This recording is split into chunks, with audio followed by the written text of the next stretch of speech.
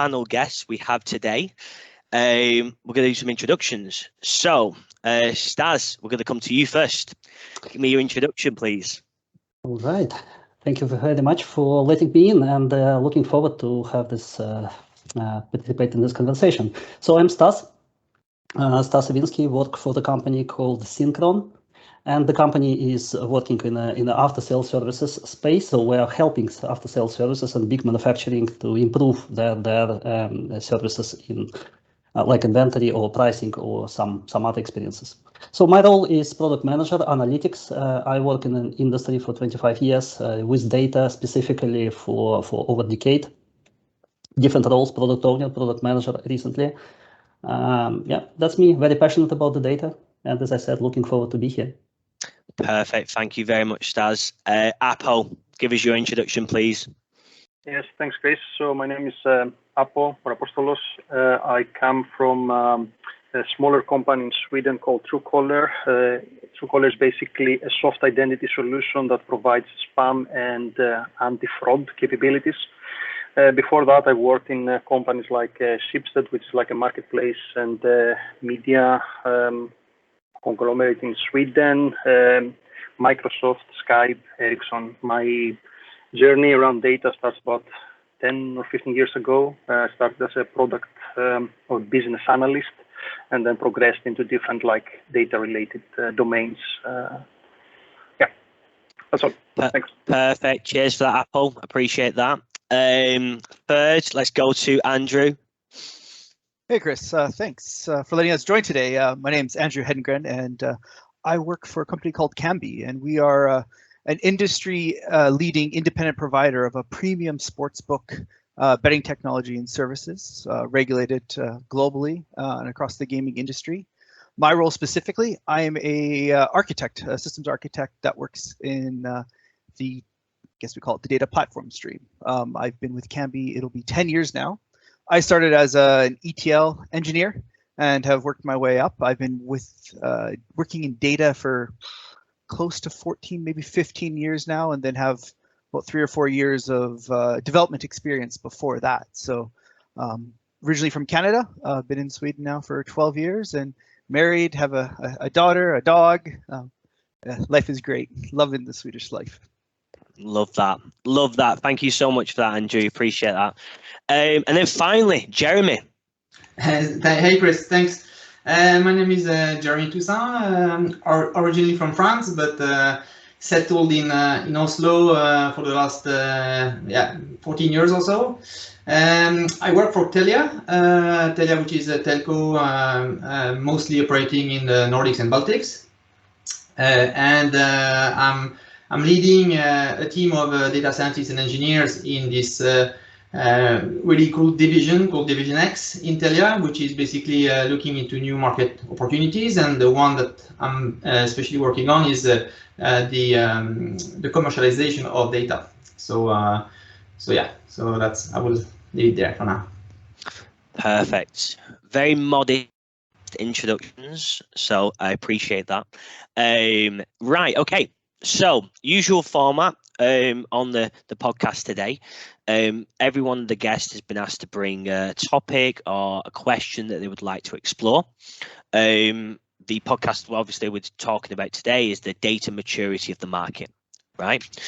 The first question we're going to explore is from Stas, and he was asking is there a way, it's a really good place to start this, is there a way we could reasonably, objectively measure the market maturity on the data? So I suppose, Stas, it's quite obvious, but what were you thinking when you thought about this question? Well, if I knew that the question, my first question would be first, I would probably ask a different question, what the data maturity is. But well, in fact, the reason for me asking that, and it was a few weeks ago when I actually realized that I don't know the exact answer. So because partially that it boils down to definition of data maturity and actually how exactly to measure it, given that this topic to be so complex. So it's like when you asked me to introduce one question, I felt like, oh shit, I don't know the answer. So let me actually try to have this group wisdom to really find it out. But obviously, since the question was asked a few weeks ago, so I came to some kind of thinking about it. I kind of got my ideas about how I would do it by now, so I know some form of answer how I would give it. But when I asked that, actually, I didn't have any clue about how I would do it. What are you thinking then? So you've had a couple of weeks to think about this. What have you come to? What conclusions have you come to? Well, I actually was thinking a little bit more about the definition of data maturity and what is the best kind of way, and try to simplify it. And then I realized that well, it actually could be split into different parts. Because the data maturity is about several things. It's about culture, it's about the technology, it's about data, and those type of things. And if we would be measuring the data maturity on the market, then I guess that it could be kind of validated with a few fairly basic questions to the companies. Well, obviously, it cannot be measured from independent sources. Someone has to go to the companies, and someone has to ask the questions. And I guess that this is what analytics firms like Gartner, etc., are doing. But anyway, if probably for me the easiest way would be to really just check with the companies. Hey guys, what do you have as a data platform? Do you have one? Are you collecting this from all sources or not? Or like, do you have a C-level support for your organization? Yes, no. Are you investing? How much are you investing in your data in your company? Basically, that type of questions, like it's difficult to answer, like in a wrong way. It's like either you have support from C-level management or you don't. Okay, well, that's a score from 1 to 5, for example. All right, do you have a data science team in your company? Yes or no? Okay, you don't. Oh, okay, 1 point out of 5. Okay, you have a strong team of data scientists and which are sitting in excellence center of some sort. Right, you have 5 points. And this could be the way to grade the company, of course, on a scale from 1 to 20, like something like this, and say, all right, well, you are on a level 5 in data maturity. That could be the way to do, but of course it requires efforts to go to the companies and make that kind of assessment. And I sort of making an educated guess that these companies like Gartner or like Boston Consulting Groups are doing those type of research. That's what we read. That's what we read in the papers. Andrew, what are your thoughts on this topic? It's interesting. The opt-in or the manual assessment, I'm not sure how well that'll scale on a larger company, maybe per division, depending on how you're breaking it down. Depending on where you sit in the company, you might have a completely different view, and as well as how well you're supported. So having a checklist could work on several levels. It's an opt-in and a very interesting discussion to have it. There are some definite definitive ones, like C-level support. It's been proven time and time again. If you don't have C-level support for your data products or for your data initiatives, you're going to have a hard fight ahead of you. Tech-wise, yeah, I mean, if you're not using a modern tech stack, I don't know if I necessarily agree with the data science aspect of it, but if you have some sort of analytical or strong analytics within a company to measure how you're working with data, could be a way to go about it. So I agree with Stas that there is a good checklist to be had if you want to do like a little bit of a introspective reflectiveness of where you are in the market. But I'm not sure how well a larger organization, I mean, Gartner does it, obviously, how they achieve it. I believe they speak mostly to like senior vice presidents, executives, and C-level. So it would be interesting to see how that plays, especially if you could do it in a smaller market test to evaluate that. Perhaps Stockholm would be a good opportunity to play that out and see how, the top 25 or 50 tech companies score themselves. Jeremy, what are your thoughts on this topic? Yeah, when I read Stas' questions, I think the two things that came up to my mind about measuring about the measurement is, are we measuring quality or quantity? And I think maybe a low-hanging fruit would be to definitely measure quantity. For example, data markets are a way to figure out how much consumption there is. If, as we are selling data, we can also know our customer mass and how much access do they need, how much data do they consume on a time period. The quality, I think, is a bit more subjective. I think it's a bit more difficult to measure how how good is how mature is the market into using the data. So that measurement could be done in, for example, is the market able to kind of feed data back to you in order to enrich it? For example, are there I don't know paper written literature? The literature kind of evolves as well. I think that would be maybe ways to measure the actual the market maturity on the data quality, I guess.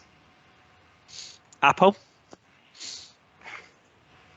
Well, a lot of good answers came from the previous three speakers. I would try to emphasize a little bit on the fact that maturity can mean different things on different organizations depending on the technical debt that the organization has, the organizational debt. So if you have like an organization that is fresh, new from a data perspective, then things are a little bit more simpler, so you can jump in easier into like higher maturity levels and so on. Whereas an organization that comes from mergers and acquisitions is probably a nightmare scenario to basically try to align data pipelines and processes and warehouses in order to basically achieve the economies of scale and also to productify data.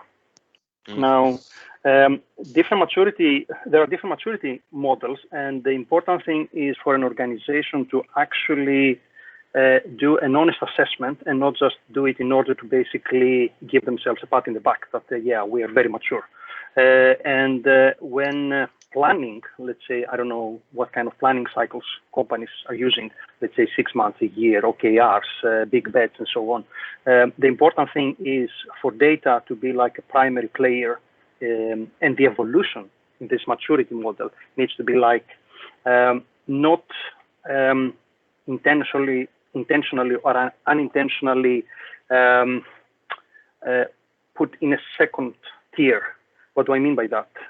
Companies usually have some goals. They might say, okay, we're going to try to get more out of the data that we have, but then at the end, we don't give the right incentives to groups to collaborate because we put priorities in a way that is basically forcing people basically to down prioritize, for example, collaboration and sharing of data and basically data discovery and all the different tools that can be utilized in that sense.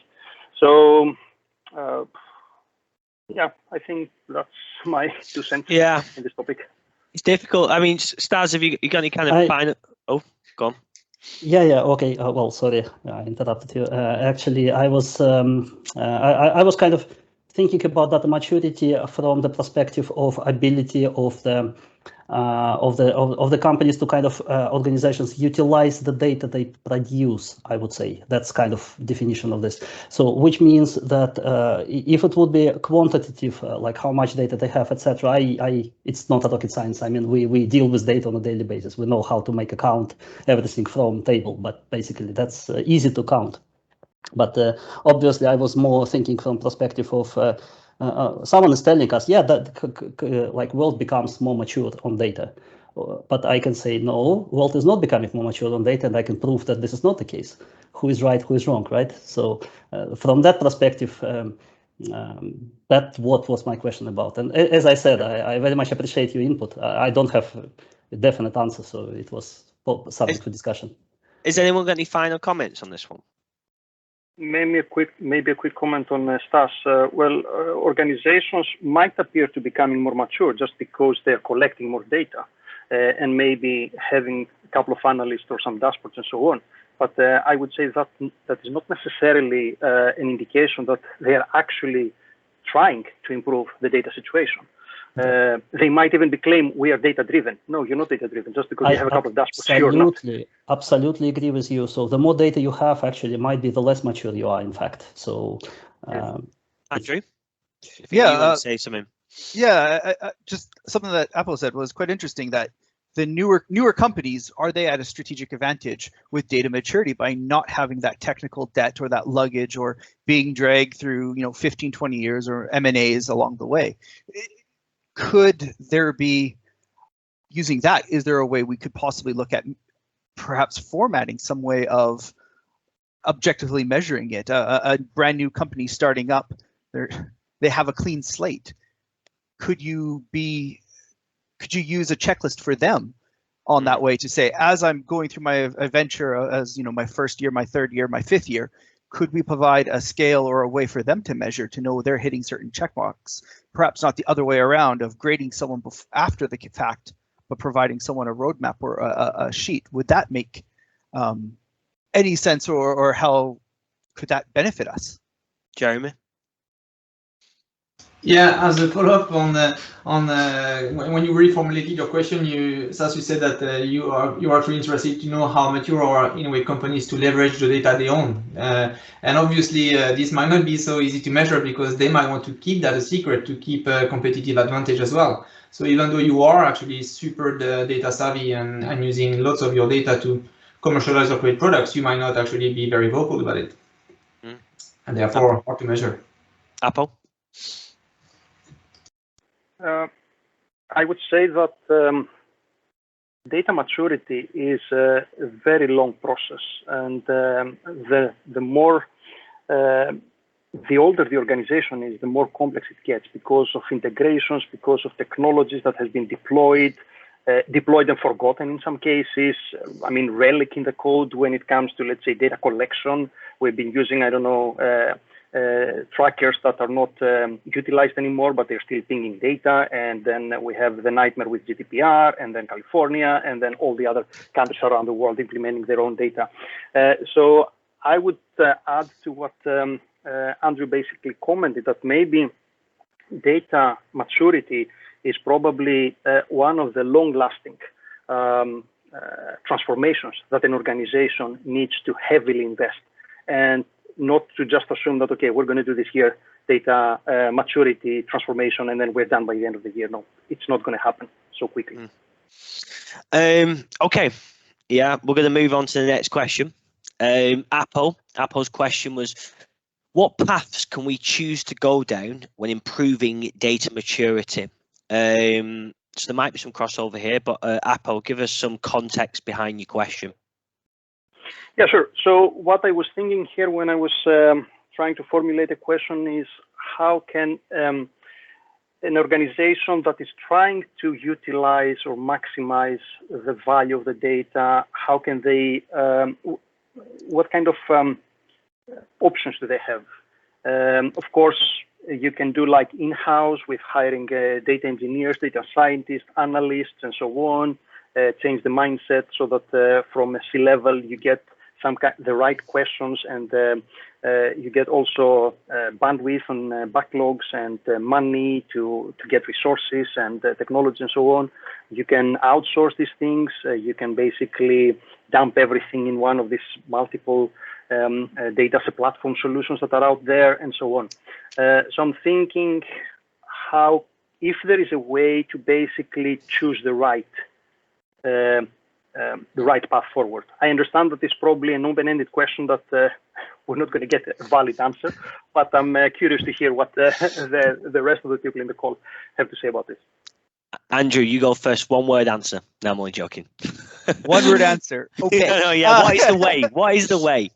So this is interesting because I think there's a lot to do with it depending on the type of company you are and where you are in your company life cycle. If you are a small shop and have finite bandwidth and resources, outsourcing might be the best opportunity for you to get the biggest bang for your buck.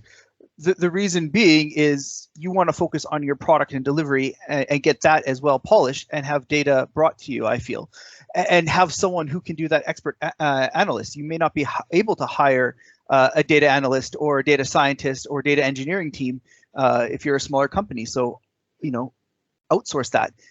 It's the whole idea of build versus buy, I guess. Can you build it yourself and do a better job at it and have that competence in-house? If data is your expertise, then definitely put that investment in there to hire in-house, get that C-level backing again, work on that way of working, that culture, that accessibility to data.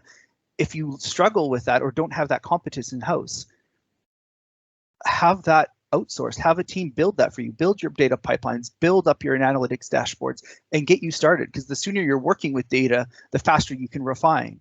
Like in Stockholm right now, hiring is quite challenging. Getting resources is very difficult. So from an architectural point of view, that I would say is what would get me the fastest time to market to get my data hiring and developing in-house or outsourcing? Or Andrew, you can use Evolution, but no plugs. Not too many plugs today. No, yeah, I felt like I couldn't help myself. Go for it.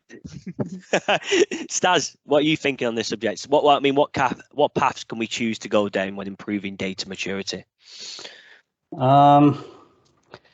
Yeah, as you pointed out, there is no definite answer, that's for sure. So it's so broad, so complex, and as Apo, you correctly mentioned, this is a huge transformation on this path. So it doesn't have like one silver bullet answer. Anyway, if I can think about it, so first of all, you have to kind of identify where you are already in the data maturity model, because it can be that you apparently are, in a way, having a people. All right, let me step a little bit back. So first of all, in my opinion, the culture and this kind of people, talents are the key driving force. So either you have this type of people who are supporting you in different levels. C-level is ultimately kind of great if you have that support. But if you don't, it's not the end of the world. It doesn't mean that these people are not competent or professional. They may delegate it to other people in the organization and they trust their instincts, but they appreciate supported by data, for example. The point is that you have to have this type of people. So if you already have this type of people, it might be that they are lacking technology, they are lacking kind of tools, and they say, great, I love to get value from data. I always do this. Just give me something better than Excel I'm using today, and I will support you.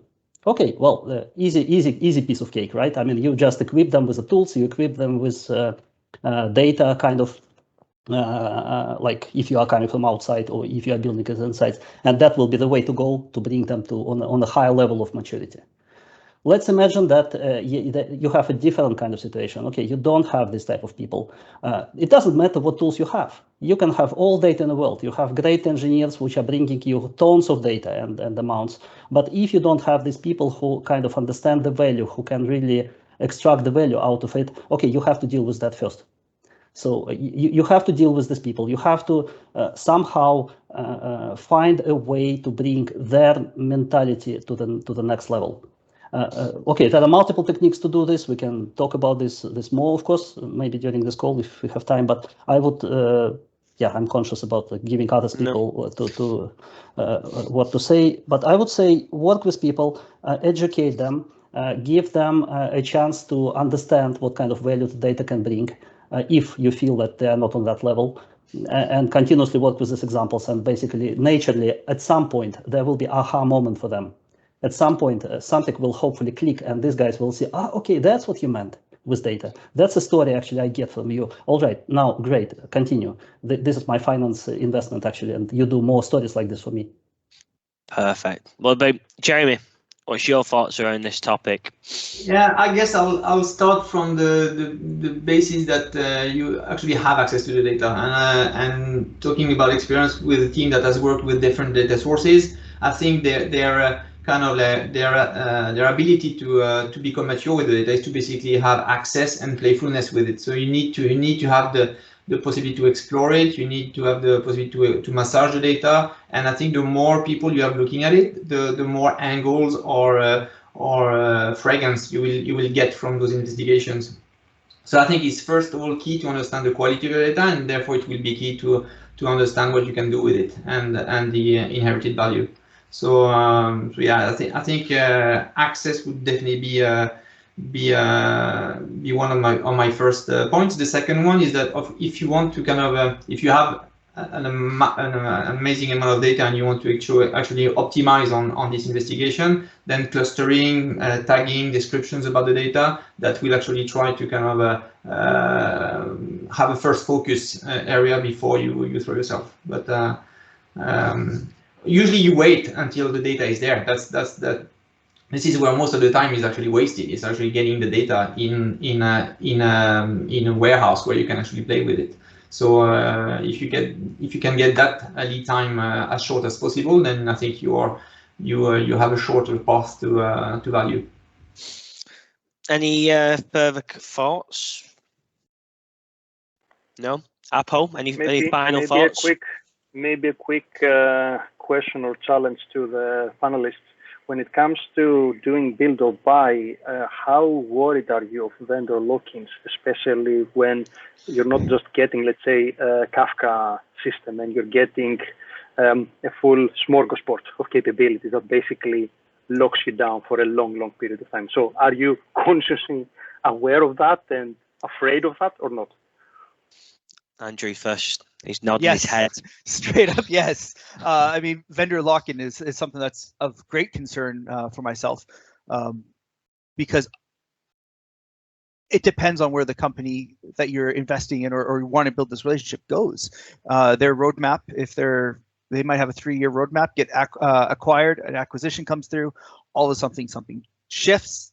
Their alignment no longer works with yours. You have a contract. You've invested heavily in the pipelines that you've built with them. All of a sudden, there's a cost to switch. So it's a mix of where are you competent to work and where are you not competent to work, and how can you lift that competency up? And if you can't, and then it's a matter of, can they do it better than us? And if they can, and it's more cost effective, that kind of makes sense. And constantly reevaluate how things are going in the market towards specific tooling. Do you want to buy a full out data platform where you just push your data in and out comes reports on the other side? Or do you want to have the ability to pick and choose, Lego, as you per se, like, I want this piece here, I like this piece here, and this piece here, and they all tie together with that piece. Stas? Yes, actually, I am very strong promoter of buy versus build when it comes to data platforms and these topics. And we've been through this journey in the company where I currently work, and we've been on both paths, building something as well as finally so buying this. Yes, it's absolutely a risk area that you are going to be locked and dependent on the vendor. But at the same time, let's face it. The complexity of processing of massive amounts of data, and obviously the data are growing, right? I mean, it's more and more data, unstructured data, everything is coming here. So even if you are capable to build a small BI solution nowadays, you will not be able to compete to the big vendors. Like, one of the things which happened when we built our own BI solution in one of our projects was customers were saying, oh, it cannot even do what Excel can do. Right. I mean, I have my small team, and we compared against Excel. I am proud of it. I mean, it's a cool thing we did this, but the expectations are on that level. So the customers are not accepting anything less than powerful BI solutions or ability to massage the data in a strong way. Are you seriously capable to do it yourself in a company if this is not your core business? I doubt think so. If you are not IT company, then you definitely cannot do it. So yeah, you just make smart choices in this, and you have to buy, basically. You have to figure out what you buy. You have to take a careful choices by looking at the market profile of the companies or vendors, and try to take risks, and hopefully they will not go out of the market, basically. Jeremy, Telia have got a bit of data, haven't they? Yeah. So on the buy versus build, I would say, I mean, the data is your goal. So I would definitely build kind of knowledge around the data. So this is something I would keep in-house and have actually resources which I know are going to stay in the company to actually understand really what the data can do. And I would buy the productification. So I would buy the actual building the product when you know what you want to build it with. So this is really how I would split it. It's amazing. Yeah, we've done specific podcasts on build or buy. In fact, we've done 2 in the last 4 months. Yeah, even every other podcast, we get to the same topic. It just might be a running feature, build or buy. Yeah. If everyone says buy at the start, we'll just finish the podcast. No, I'm only joking. Brilliant. Great question, Apple, and really nice follow-up question. Okay, third question. Andrew. Yeah, Andrew's question was, how to explain the product benefits of developing data maturity to the business? Yeah, in inverted commas, I like that. Andrew, give us some context about what you mean and why we're putting the business in inverted commas. For sure. So my take on it was, how do you empower product owners to create or innovate towards working, either producing data or working with data, and more so, how can you do it towards the product that they're actually developing? And when I say the business, I meant companies in general, but coming from a product company, how can you help them understand the importance of data maturity, that engagement, or take a step back, just because you have the data doesn't mean you're mature with it. It's how you use it, how you engage with it, and how you react to it. And it's always interesting to try to see how you can try to explain this to a product owner who may not actually have tangible usage of that data, but produces it, but may not understand the knock-on effects 2, 3, 4 hops down the line. So it's just an interesting idea that, how can you explain this, that there's a knock-on effect, raising tides raises all boats, kind of that idea. It's a fantastic question. We'll come to you, Jeremy, first. All right, so yes, super interesting question, and like it's nice to see the angle where you want the data to actually support the productification and the building of the product. In my case, like, the data is the product. That's what we sell. So so that's why I kind of I'm maybe looking at your question with that in mind, that we are actually trying to productify the data itself. And in that case, I think the way it basically affects the business is pretty much direct, because I think the more the market will be mature with using the data, the more the market will consume the data. So the more you will sell the actual product, and then the more they will probably want to enrich it, and the more the market benefits from that enrichment as well. So yeah, I think what we are also going towards is that we're not just selling the data, we're also selling the insight based on the data. So that's actually that probably is even that demands even more maturity, both to sell it but also to consume it. Apo, what's your thoughts? Well, from my end, the starting point would be to help them imagine a future with very mature data capabilities in place, things that can be done with the data, either directly from the teams producing this data or from other teams down the line. So good quality data can offer, for example, capabilities around personalizations and recommendations and business opportunities and so on. I understand that it's very difficult for someone that is not going to be the direct benefactor of that data to have a little bit of a problem prioritizing, but then this prioritization can come from company strategy. When the company understands that basically we can have multiplier effects here by properly utilizing even the existing data we have, not to instrument new data collections and so on, no, just maximize the value of the already data that are stored, I don't know, in some silos here and there, or maybe the data quality is not at a level that allows, for example, recommendation systems to run on top. So this is actually an exercise on multiple levels.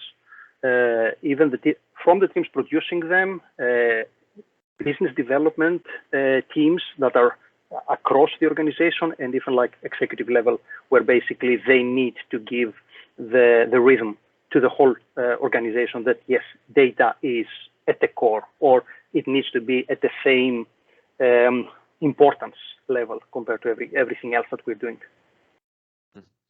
Stas? Yes, well, in effect, this pretty much overlaps with the previous question to some extent. So I guess I gave already some part of the answer to this, but let me use this time to really give a bit different kind of arguments on the table. What I have observed is that that are kind of, let's put it black and white, two types of people, right? And one group of people, I would call them data detectives. Well, it doesn't mean that they are necessarily gurus in R or Python or like SQL, whatever, but it's the people who are not afraid of data. Their mind is thinking in charts and graphs. I mean, you show them the graph, they see bingo. I mean, I like it. So that's exactly what kind of explains me ideas. They typically, you can find them next to the whiteboard and they're drawing some charts about the things. So, and the other types of people actually who are not doing this. it doesn't make them less experienced or less professional in what they're doing. It's just that they are not having the same habit of relying on the data. They have they use their intuition, they use their practices, business kind of sense experience, but they have not been exposed to this. And once you are pretty much talking to again, like to these type of people, in my kind of experience is that it's very hard to really teach them to be data driven. It's like you can give them the only thing you can give them is basically to set some preconditions. Like if you're in a position of being their manager, you can possibly request for some KPIs or request for some specific routines actually to follow until the point it will click and they will be kind of getting to this point.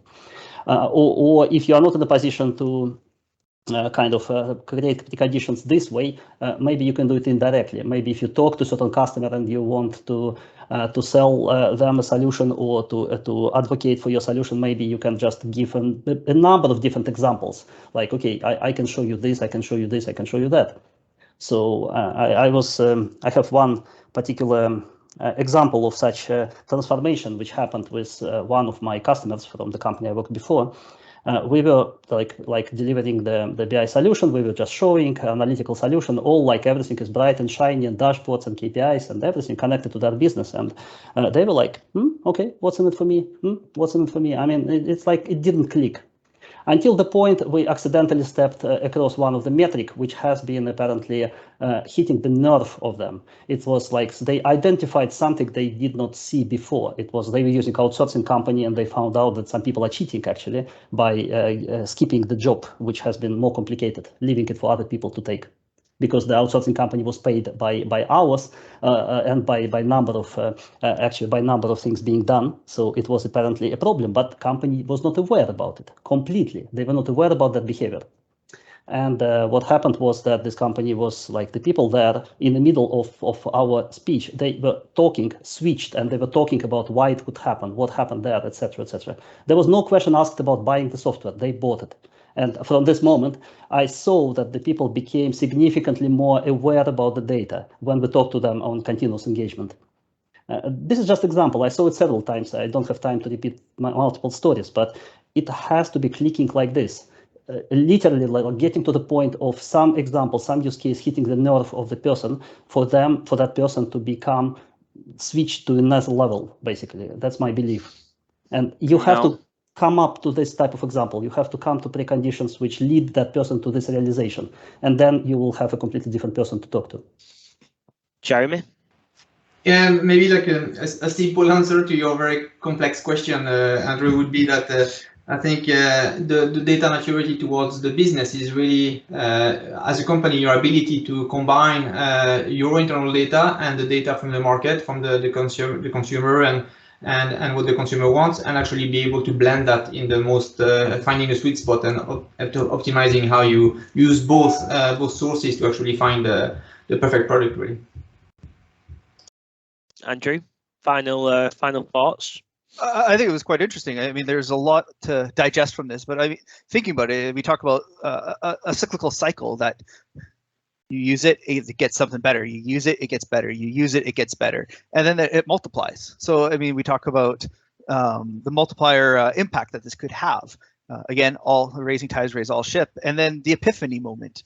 So once that clicks in, and they can understand that, okay, there is something in this data that we missed. Maybe at that point, the cycle begins, the multiplying begins. I think it's a series. It was a complex question, but there's a series of small little hints that come along, I think, and everyone will be at their own point. But it's no, it was great to hear everyone's input on this. Thank you. Yeah. Okay. We're moving on quite nicely. So we're going to get to the final question, and it's Jeremy's question. Jeremy said he can see two distinct market maturity issues: the ingestion of the data and the interpretation use of the data. Are there any other limitations which we should help the market with? So, Jeremy, give us some context about your difficultly worded question.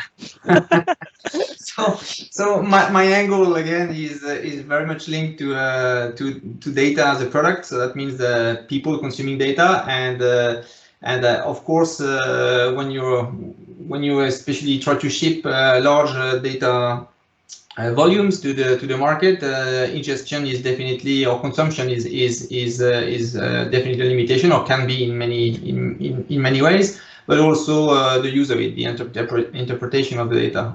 How do you contextualize it? And I'm thinking that these are a little bit kind of technical related, so I think they are pretty much solvable, but I know, or I have in my mind another set of limitations which I think are maybe not that easy to help the market with. So I just wanted to kind of have a quick round from the panel and see what they might come up with. Well, we've got 19 minutes before you need to go, Jeremy. So, Andrew, you're smiling there. What are the other limitations? We talk about the ingestion and the importation and use, but I think from a technical side, there's a lot of maturity issues. Sure, you get the data in, but then what? What tools do you use? Is actually before that, what type of data are you getting? And you getting structured, non-structured? Is it relational? Is it non-relational? Are you just getting this proprietary dump of terabytes of data and you need to build your own parser to pull anything out? Are you just getting swamp data, just garbage data, garbage in, garbage out? I think understanding other limitations before we even get to the usage, it's very much volume, quality of data around that aspect. If you're crunching hundreds of terabytes of garbage data, could you get something out of there? I don't know. I would be hesitant to say versus gigabytes of high quality enriched data, you're going to have send that to a data scientist, you're going to have a great time, or they'll have a great time. So I think on that side is a little bit of a maturity issue on that I could easily recognize. Apple? If I may add to what Andrew said, the data producers and even the pipelines can bias the data in a way that the data consumer doesn't necessarily know. And one might argue that, yeah, we can have some definitions and we can have like documentation and this and that. Yeah, but things can change, or things can be assumed at a certain level, and then whoever produces these amazing reports doesn't know the assumptions and then basically commits fallacies in the process of interpreting the data. So there needs to be probably an end-to-end holistic owner of definitions, even for simple things. Let's say round trip time. I was working in a company where we had some databases, we have like round trip time, and then we assumed that, okay, this is the actual measured round trip time. Well, it turns out that it was actually an algorithm that was producing something, estimating this. Why? Because a developer 7 years ago decided that this is a more proper way to basically measure round trip time instead of actually measuring it.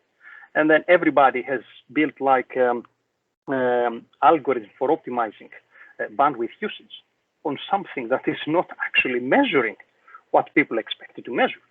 So it's surprises everywhere. I know I'm not answering Jeremy's question, but I just wanted to throw this a bit out there. It's a minefield out there. Yeah. Stas, what's your thoughts? All right. Yes, I must say I quite agree with Andrew, because actually ingestion definitely would not be mentioned on my list actually of the problems for data maturity. From the perspective of okay, maybe that's what you meant, Jeremy. Sorry if I misinterpreted you, but the more data we have, the less data mature we become. That's my kind of feeling in the current kind of situation. It's like if you want to make sense, or if you want to find something on your, let's say you have a table and the table is full of papers, right? And it's messy and you need to find something. Okay, it will take you time to find something to make sense out of data you have on the table. Now imagine you have a kind of the whole lake of the papers around you, right? And you need to find something. Okay, well, the technology comes in and says, here is an excavator for you. You can dig faster. But I mean, the amounts of data we have is significantly outpacing our ability currently of the world to really make sense of all this data. So the more data we have is not helping any longer. So we need to have better tools, better technology kind of in place, but this is complex. It's huge complex, and it requires hardware. And even though we are coming up with all these cloud technologies and everything, so it's very, we are basically just scratching the surface of how to really process the data. So I definitely would not see kind of large amounts of data to be a problem. Well, actually, a lot of it is a problem, but not lack of it. But but we can't stop, can we, Stas? We can't stop taking in the data. No, we can't, and that's why actually there is, as I see it, a huge demand, of course, for improving and developing the tools in this area, like to handle this. There will be, like, as I can see, within a decade ahead, there will be no shortage of marketplace actually for the software companies, for the companies who are actually helping to extract all this valuable information and deliver it to consumers at just in time, because that's important part. When they need to consume it, if you have more data, it means you have more signals from the data. The more software is producing those even valuable results, you're going to be swamped with valuable results. And then you need to have the tools to crawl through valuable results then, you see? I guess I was actually fishing after a little bit kind of beyond the actual ingestion and the technical limitations or not of ingesting the data. I was more looking into being data mature. What does that mean in regards to, for example, trust? Can we trust you as a data provider? What's the quality of your data? Can we trace the lineage or where it comes from? Is it legally sound? Can you use it in which context? What about ethics? If you use it into a context, would you, in a way, affect ethical matters in change how ethical your product or your service is? So these I think are way beyond just like the can I put this data in my warehouse or not? So and I think that comes answering some or all of these questions would, I think, help you to become more mature about your data, I think. Apo. Quick comment on both Stas' last comments and also Jeremy's. A partial answer to the problem of greediness, ingest everything and track more and so on, whether we like it or not, comes from GDPR, but basically says you need to have a purpose for collecting this data. And this is actually saving us from a lot of headache, because I've worked in companies where basically the mantra was, okay, we need everything regardless if it makes sense or if we're going to use them. And then we have like massive data sets that we cannot process, we cannot store, we cannot move them and so on. And this also answers one of Jeremy's follow-up questions about up to a certain degree. I mean, why are we collecting this data and can we be trusted with this data? Yes, data processors, data controller. I mean, there is some like higher level maturity that came on the way the organizations are treating this data from from a legal perspective, basically. And hopefully other countries are going to introduce similar things. It's going to make it more complex, but assuming that most countries are going to copy with slight variations GDPR, this is going to make it easier for the industry basically to learn to live with what makes sense and not just wishful thinking of something more beautiful is going to come in the future. Andrew? Yeah, I actually wrote GDPR down on my paper as well, is because we talked about volumes of data and just getting all that nitty-gritty data in and just trying to hope that there's something in there. By reinforcing what was just said about being able to scope that back and take what we need. Jeremy mentioned ethics as well, and using that data in an ethical way, especially with AI. I mean, there is bias within AI. We have seen it multiple time and time again, and AI systems having to be shut down, or ML, or whatever we want to call them these days. I think at some point in time, we have to actually take a stance and say, does it actually make sense, this data? Or even though it's maybe GDPR compliant, does it make sense that we have this to use it? Do we really, really need it? Can we do without it? And just because we have more data doesn't mean we can't question it. Do you need it to do your job? Sure. Is there other alternatives we could use? That's something we need to talk about. Do we have something in-house already? So I think it's, yeah, we have the data, we have volumes of it, but is it fit for purpose? or is there a better alternative that we don't have to keep adding more and more in? Stas? Yes, actually, 2 points. One is that when I was kind of talking to data, I was kind of meant more general. GDPR is only in certain jurisdictions, and GDPR is applicable, and it's only applicable to kind of private data, right, or like sensitive data in a way. But if we talk in general about the data, it's significantly more data, like a lot of other things, which is kind of that. So which GDPR is not helping in any way.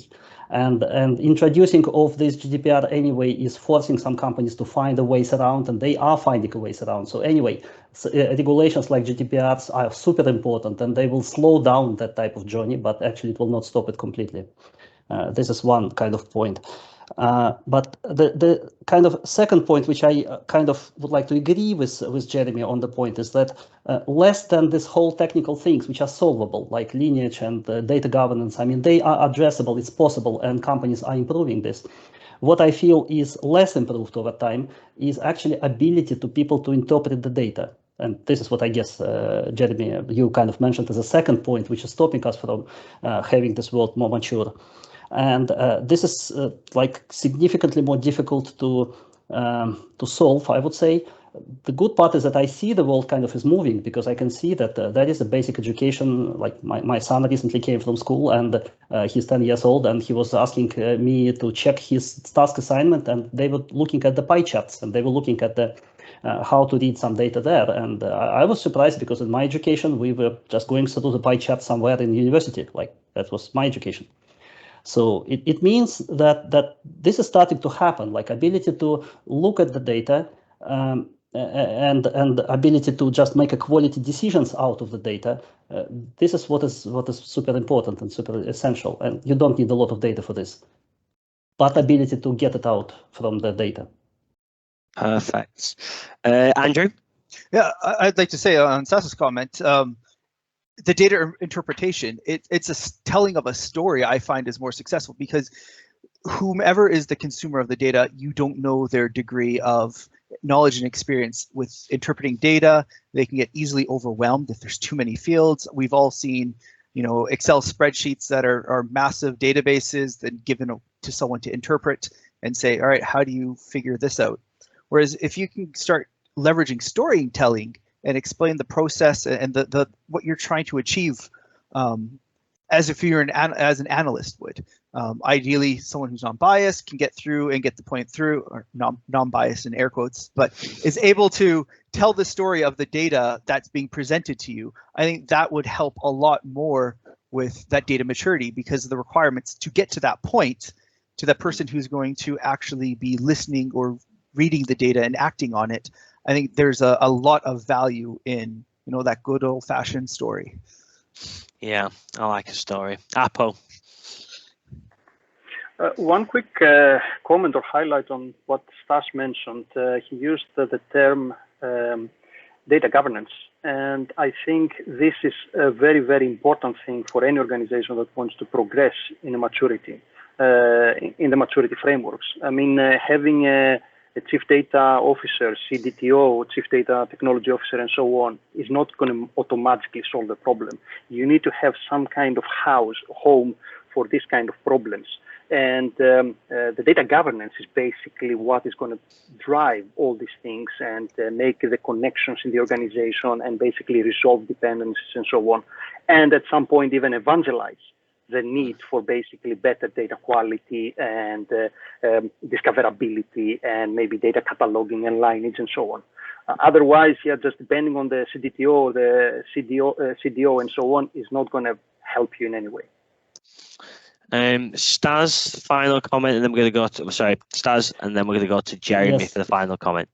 No, I absolutely agree with Andrew, your comment actually on this, and storytelling and this ability to get value is absolutely crucial in this success. I just wanted to make a final kind of remark that I believe that we need to have more kind of shift towards business people actually more driving the stories and coming back to data analysts, for example, for the requests like, oh yeah, well, we have this idea, can we make it? I mean, help us to do this.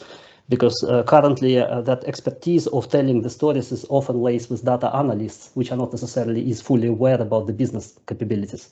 So I kind of feel that this movement right now goes from the data technical IT people, data products vendors, and people who are skilled in data per se, up towards the business, suggesting them, hey, this is what we can do for you, this is what we can do for you.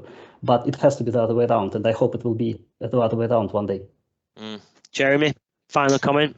Yeah, no, I love the input and the different flavors that you in your answers. So I must say that I remember probably the best your intervention, Andrew, with especially with the storytelling. I think this is what we probably are trying to do by delivering insights instead of data, because it's rarely actionable data, but it's actionable insights. And I think in delivering that context and delivering that story, as you say, I think that's definitely the right way to go towards a mature data market. Lovely finish.